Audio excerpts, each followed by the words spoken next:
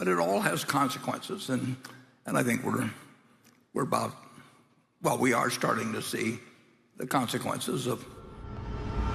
Warren Buffett est l'un des plus grands investisseurs de tous les temps. Pourtant, il refuse d'investir en immobilier. Pas un centime. Alors que des millions de personnes achètent des biens pour s'enrichir, Buffett, lui, il reste à l'écart. L'immobilier, ça semble être un placement sûr, mais pour lui, ça cache pas mal de pièges. Taxes, dettes, manque de liquidité, autant de raisons qui font fuir l'oracle d'Omaha. Pour lui, il existe un bien meilleur moyen de faire fructifier son argent. Alors justement, que sait-il que nous ignorons? Pourquoi préfère-t-il les entreprises aux bâtiments? Et surtout, que pouvez-vous apprendre de sa stratégie? Vous allez voir que la réponse est beaucoup plus simple qu'on peut le penser. Pour commencer, Buffett trouve que le marché immobilier, dès le départ, est trop cher. Mais qu'est-ce qu'il entend justement par là? Par exemple, en bourse, il est possible de trouver des entreprises qui sont sous-évaluées parce qu'elles sont boudées par le marché, parce que leurs chiffres n'ont pas été à la hauteur ou simplement parce que le secteur est cyclique. Contrairement au marché immobilier qui est globalement bien pricé. Ça veut dire que le prix du marché reflète la réalité économique. Après, il existe évidemment des opportunités partout. Mais si vous n'avez pas un réseau long comme le bras, elle ira généralement dans la poche de quelqu'un d'autre. Buffett, lui,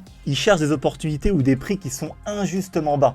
Et en bourse, toutes ces informations-là, elles sont publiques. Donc il est beaucoup plus simple d'analyser une cible potentielle et de mettre en place une stratégie directement, sans pour autant attendre telle ou telle expertise. Pourquoi je dis ça? Justement parce qu'en immobilier, c'est les agents immobiliers qui viennent directement valoriser le bien lorsqu'il arrive en agence. Donc les déséquilibres sont globalement plutôt rares. Les seuls biens qui sortent généralement de ce scope, ce sont les biens qui sont vendus de gré à gré. Ça veut dire entre experts du domaine. Bon, à l'exception de la crise des subprimes, où là, évidemment, tout a été chamboulé et en fait, on pouvait faire des opportunités à tout va, mais c'est quand même quelque chose d'assez peu commun. Et justement, c'est vrai, Buffett et Charles Munger, son associé, auraient pu investir à ce moment-là. Pourtant, ils l'ont pas fait. Et s'ils l'ont pas fait, c'est justement parce que ces occasions sont bien trop ponctuelles pour que ce soit des stratégies qui soient pérennes dans le temps, et surtout à long terme. Et justement, je vous donnerai mon avis à propos de tout ça à la fin de la vidéo, parce que c'est pas forcément si vrai que ça. Parce que justement, au-delà du simple effet prix, il y a pas mal d'autres éléments qui refroidissent Warren Buffett d'investir en immobilier. Donc il va falloir qu'on fasse un point détaillé.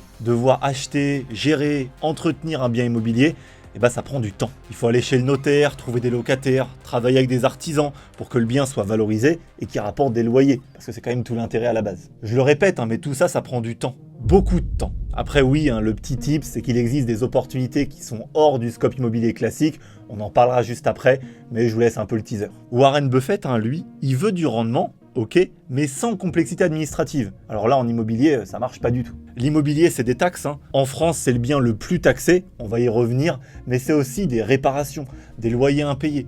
En clair, il y a tellement d'aléas et tellement de charges diverses que c'est lourdement contraignant. Et en vrai, il a pas tort. En bourse, vous achetez seulement des actions, vous payez la micro-taxe de 0,3% sur les transactions financières, et après, c'est bon. Bon, et aussi la taxe sur les plus-values, on est d'accord, mais ça c'est relativement classique. Vous avez un revenu, vous payez un impôt. Parce qu'en France, on est les champions, vous prenez votre risque, donc vous subissez la perte si vous souhaitez. Par contre, le bénéfice, on le partage. L'État n'oublie jamais de se servir. Et en plus, pour vendre un bien immobilier, ça peut vraiment prendre du temps, surtout pour les biens qui sont atypiques. En bourse, en quelques secondes, les actions elles sont vendues, la plus-value elle est dans votre poche et vous pouvez aller directement chercher votre prochaine cible. La flexibilité est vraiment énorme par rapport à l'immobilier, ça n'a rien à voir. D'autant que vous pouvez très bien vendre seulement une partie de vos actions, alors que c'est assez difficile en immobilier. Je vous vois mal vendre la cuisine et de garder la salle de bain. En tout cas, l'acheteur risque de pas être hyper fan. L'avantage de l'immobilier, par contre, c'est que pour maximiser votre rentabilité, vous pouvez utiliser l'effet de levier en utilisant l'argent de la banque plutôt que le vôtre pour investir. Et ça, c'est quand même pas mal.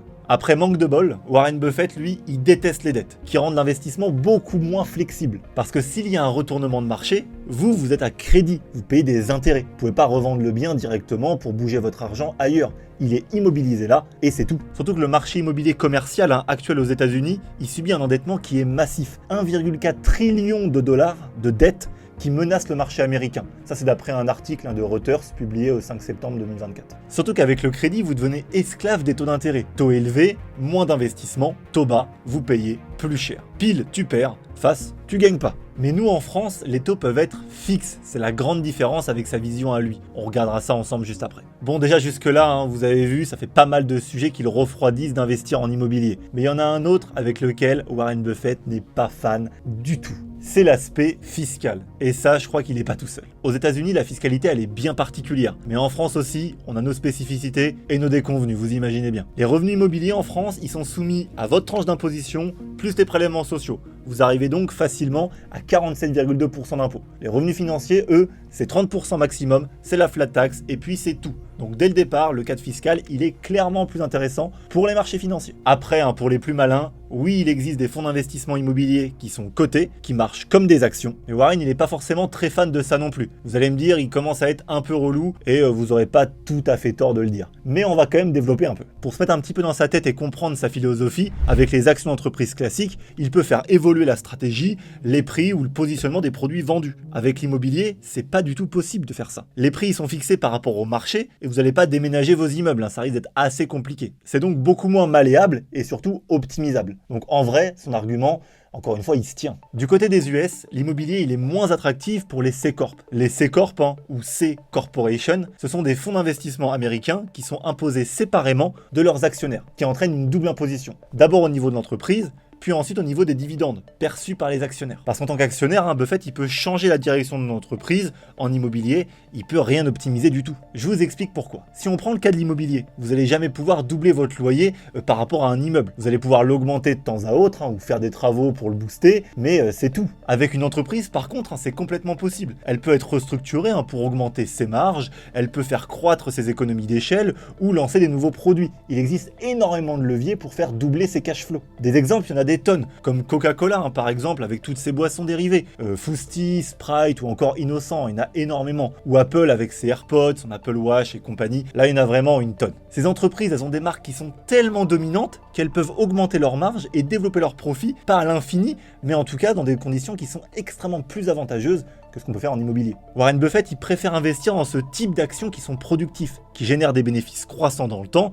et avec des marques et des business qui sont solides. Plutôt que d'attendre de recevoir des loyers qui sont relativement stagnants tous les ans, c'est vrai que dit comme ça, je suis prêt à signer direct aussi. Mais est-ce que c'est si vrai ? Warren n'a-t-il vraiment jamais tenté l'immobilier ? Bon, je pense que vous l'avez compris, Warren Buffett et les actions, c'est une vraie histoire d'amour. Pour autant, il a quand même quelques fois envisagé d'investir en immobilier. Si, mais ces moments étaient quand même très particuliers. D'un côté en 1977, où il a voulu acheter Irving Company, c'est une société immobilière avec plus de 500 000 hectares aux États-Unis. Mais finalement, il a fait quoi ? Comme d'habitude, il a jugé que les actions productives, elles offraient une meilleure opportunité. Qui est étonné ici ?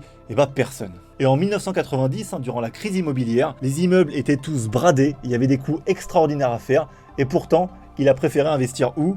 Ailleurs, toujours dans la même rengaine, vous avez bien compris. Mais par contre, ça veut dire quoi ? Ça veut dire que l'homme qui a bâti toute sa fortune dans l'investissement à long terme a refusé d'investir en immobilier, l'actif long terme de référence. Et ça fait vraiment réfléchir. Parce que encore aujourd'hui, il observe, mais il bouge pas. L'immobilier, c'est clairement pas pour lui, je crois que là, vous avez compris. Et pourtant, si je vous disais que bien que Warren Buffett n'investisse jamais en immobilier, vous devriez bien l'envisager. Ça semble paradoxal, mais en réalité, c'est beaucoup plus simple que ça. Je vous explique en quelques mots. On va remettre un petit peu de contexte. Warren Buffett, c'est un investisseur qui gère des centaines de milliards de cash. Il peut acheter ce qu'il veut, il a besoin d'aucun amortisseur de risque. Sa vision, elle se défend très bien. Pourtant, je vais vous dire une chose, elle ne marche que pour les ultra riches. Mais vous, si vous souhaitez vous enrichir, c'est beaucoup plus simple de faire du crédit en jouant avec l'argent de la banque et faire de l'immobilier, plutôt que de mettre quelques centaines ou peut-être quelques dizaines de milliers d'euros en bourse. Avec un crédit pour de l'immobilier locatif, vous allez simplement mettre une petite proportion du crédit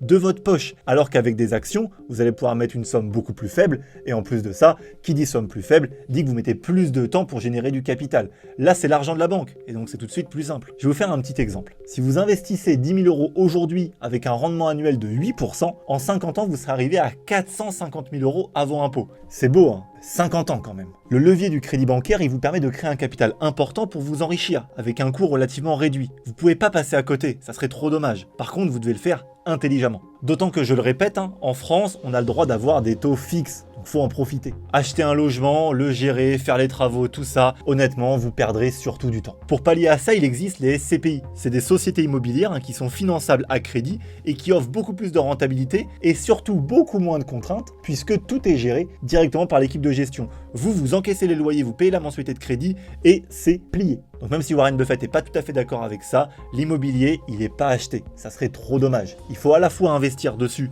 mais à crédit. Je répète, l'immobilier, on le fait à crédit et placer ses liquidités sur les marchés financiers pour profiter de tous les leviers qui s'offrent à vous pour créer du patrimoine et vous enrichir. Après, je l'entends bien, ça fait beaucoup de sujets à traiter, donc n'hésitez pas à vous faire accompagner. D'ailleurs, on a créé un simulateur pour tester votre éligibilité à la gestion de patrimoine, donc essayez-le, c'est gratuit, c'est en description. Petit point stat, par contre, 94% de nos spectateurs ne sont pas abonnés à la chaîne. Donc si notre travail vous plaît, n'hésitez pas à vous abonner, vous pourrez nous soutenir et vous pourrez revoir notre contenu.